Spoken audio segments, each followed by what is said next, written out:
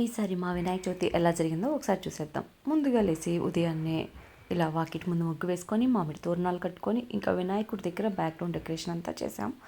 ఈ బ్యాక్గ్రౌండ్ డెకరేషన్కి నాకు ఒక 1 అవర్ పట్టింది. చూడడానికి సింపుల్ అనిపిస్తుంది, కాకపోతే ఇవన్నీ కలెక్ట్ చేయడమే కొంచెం టైం పడుతుంది, ఈ చెట్లు అవన్నీ.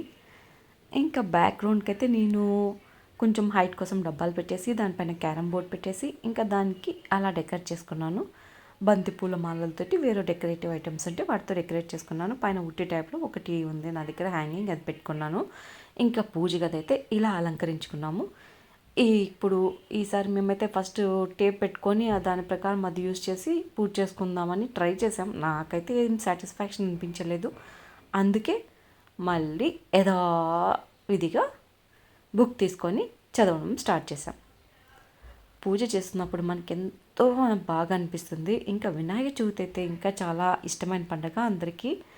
నాకు కూడా చాలా ఇష్టం వినాయకుడి చవితి అంటే. ఇంకా మా వినాయకుడిని అయితే ఇలా జాజి పూలు, కస్తూరి పూలు, కింద గరికమాల, జిల్లేడు పూలు మాల ఇవన్నీ వేసి అలంకరించేసుకొని ఇంకా మిగతా పూలతో కూడా అలంకరించుకున్నాం.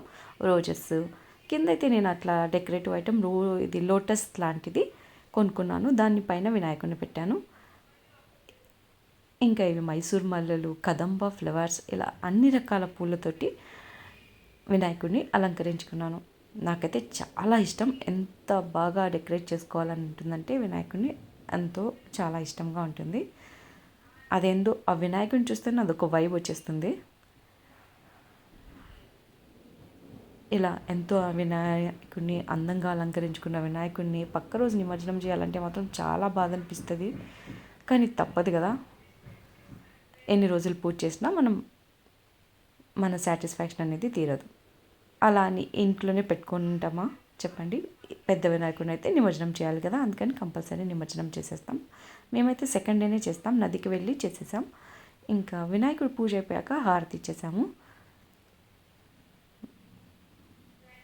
ఇంకా పత్రితోటి పూజ చేసుకొని ఇవన్నీ నాకు పూజ అంతా అవ్వడానికి ఒక 1.5 అవర్ పడుతుంది. ఆ బుక్ అంతా కథలు, పూజ వ్రత విధానం అన్నీ ఉంటాయి. ఇంకా వంట ప్రిపరేషన్స్కి అయితే మార్నింగ్ 6కి స్టార్ట్ చేస్తే 12 అయింది. 6 అవర్స్ పట్టింది అనుకోండి.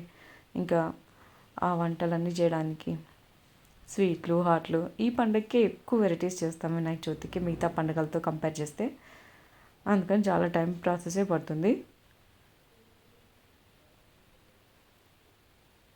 ఇంట్లో పూజ అయిపోయాక ఇంకా మేమైతే మా కింద వినాయకుడిని చూడడానికి కూడా వెళ్ళాం. మా అపార్ట్మెంట్లో కూడా ఒక పెద్ద వినాయకుడిని పెడతారు ఎవ్రీ ఇయర్. ఈ ఇయర్ కూడా పెట్టారు. ఇంకా ఆ వినాయకుడి దగ్గరికి వెళ్ళిపోయాం. ఆ వినాయకుడు కూడా చాలా బాగున్నాడు. ఎప్పుడు రెగ్యులర్గా మట్టి వినాయకుడే తీసుకొస్తూ ఉంటారు కింద. మన పర్యావరణాన్ని కాపాడుకోవడానికి మట్టి వినాయకుల్ని పూజిద్దాం. మనం ఎక్కువ ప్రైజ్ ఇచ్చిన మట్టి వినాయకుడి సైజ్ అయితే మాత్రం చిన్నగానే వస్తుంది. ప్లాస్టర్ ఆఫ్ ప్యారిస్ అయితే కొంచెం పెద్ద విగ్రహాలు వస్తాయి ఆ ప్రైస్కే. చూడండి మా మట్టి గణపతి ఇలా మండపాన్ని ఇలా డెకరేట్ చేసుకున్నారు.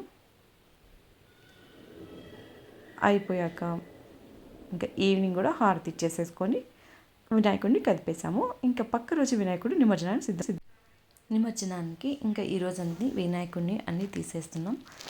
వినాయకుడికి వేసిన దండలు ఫస్ట్ తీసేసి ఏంటో ఎంతో బాధ అనిపిస్తుంది ఇంకా వినాయకుడిని తీస్తుంటే, కానీ తప్పదు కదా.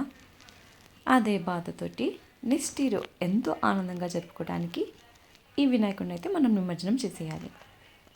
ఇది మా గరికమాల. అన్ని మాలలతోటి ఇది కిందకి వెళ్ళిపోయి సరిగ్గా కనిపించనే లేదు. అందుకని ఈ మాలతో ఒకసారి తీరా ఫోటో అంటే మా వాడు తీశాడు.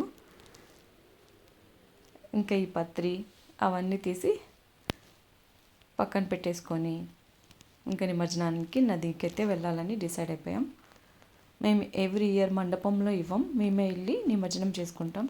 కుదిరితే అలా మనమే వెళ్ళి చేసుకోవడంలో వచ్చే ఆనందం ఉంటుంది. ఒకసారి అనుభవిస్తే కానీ అర్థం కాదు.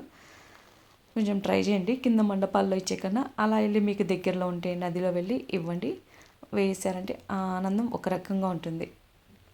నిమజ్జనం చేయడంలో ఆ వచ్చే సాటిస్ఫాక్షన్ ఇలా కింద మండపంలో ఇస్తే రాదు. ఒకసారి ట్రై చేయండి.